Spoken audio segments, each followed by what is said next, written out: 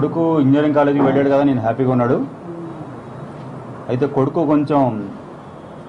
కొడుకుకి ఒక కాలేజీలో క్లాస్మేట్తో పరిచయం ఉంది. 5వ తారీఖు నా కాలేజీకి వచ్చాడు.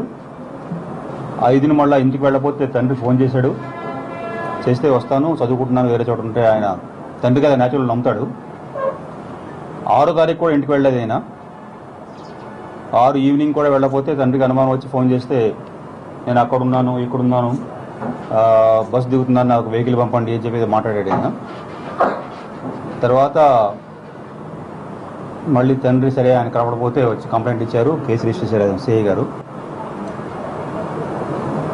జరిగిన విషయం ఏంటంటే ఈయనకి ఒక అమ్మాయితో పరిచయం ఉంది. ఇద్దరూ కలిసి భద్రాచలం వెళ్ళారు. వెళ్ళిన తర్వాత అమ్మాయి ఎందుకో మనసు మార్చుకుంది, మరి ఏమైందో అక్కడ అది కొన్ని విషయాలు. తర్వాత అమ్మాయి వెనక్కి వచ్చేసింది. వచ్చిన తర్వాత ఈయన చెప్పకుండా వచ్చింది. ఈయన కూడా కొంచెం కంగారు పడ్డాడు. తర్వాత అమ్మాయి ఏమైంది అనుకున్నాడు. ఈ లోపల అమ్మాయి వచ్చిన తర్వాత ఈయన కూడా తిరిగి హైదరాబాద్ వచ్చాడు. వచ్చి కూడా 3 రోజులైంది.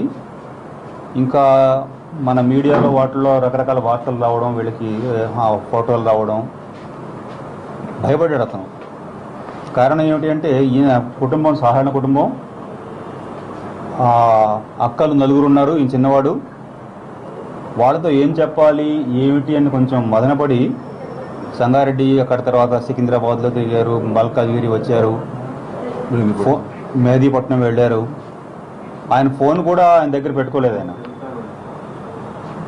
ఇంకో విషయం ఏమిటంటే ఆ అమ్మాయి ఈయనకి 5,000 రూపాయలు ఇచ్చి ఫోన్ కూడా ఫోన్ అది కొనుక్కుందాం అనుకున్నారు. తర్వాత ఒక ఉంగరం ఏదో అమ్ముకుందాం అనుకున్నారు, అని కుదరలేదు.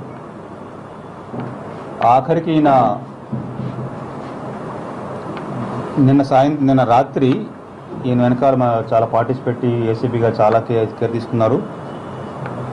సిపి గారు అయితే ప్రతి క్షణం దాన్ని పర్సూ చేస్తూనే ఉన్నారు.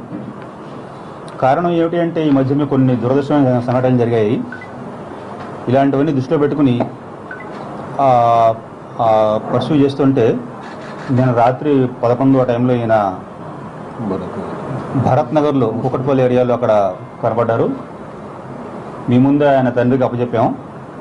తండ్రి యొక్క బాధ, తండ్రి యొక్క ఇబ్బంది అందరికీ అర్థమైన విషయం. చివరికైతే కథ సుఖాంతమైంది మన భాషలో. ఇంత సీరియస్గా కూర్చుని వెనకబడి కష్టపడి పట్టుకున్న ఏసీపీ గారికి, ఏసీపీ మల్కాజ్గిరి గారికి, సిఐ గారికి వారిద్దరిని అభినందిస్తూ, వారి పార్టీస్ని కూడా ఎలా ఉన్నారు ఆయన వారిని అభినందిస్తూ, ఎస్ఐ గారిని కూడా అభినందిస్తూ, సిపి సార్ యొక్క కంటిన్యూస్ పర్స్యూయెన్స్ అంటాం మనం. ఏమిటి అంటే ఏది ఇబ్బంది కాకూడదు, బాగా జరగాలని చెప్పేసి. ఆ విధంగా కాలేజీకి వెళ్ళిన ఆయన ఆ రోజు ఇంటికి వెళ్ళకపోయినా కూడా ఎవడైతే ఇంటికి హ్యాపీగా వెళ్తున్నాడు మీ అందరి సమక్షంలో. Thank you.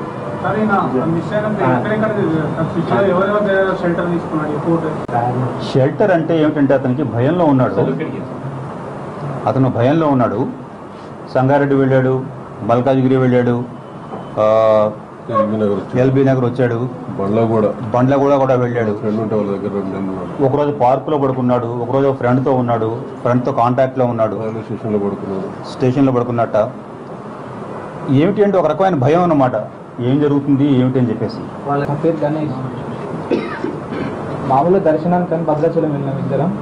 అక్కడికి వెళ్ళాక డబ్బులు లేకుండా నా దగ్గర. తర్వాత తను డబ్బులు వేస్తాను గోల్డ్ లోన్ దగ్గరికి వెళ్ళాక తను నా కోసం ఒక 2 hours వెయిట్ చేసి నా కోసం వెతికి అక్కడి నుంచి నాకు చెప్పకుండా వెళ్ళిపోయేది నా కోసం వెతికి. ఆ తర్వాత తనని వెతుకుంటూ నేను హైదరాబాద్కి వచ్చా. అప్పటికే నా ఫోటో అవన్నీ మీడియాలో ఉండేవారు. నాకు భయం వేసి తప్పించుకొని తిరిగింది. బలవంతంగా తీసుకెళ్ళావా? బలవంతం ఇష్టంతో మామూలుగా దర్శనం కోసం అని నేను దర్శనం కోసం అక్కడికి వెళ్ళాను.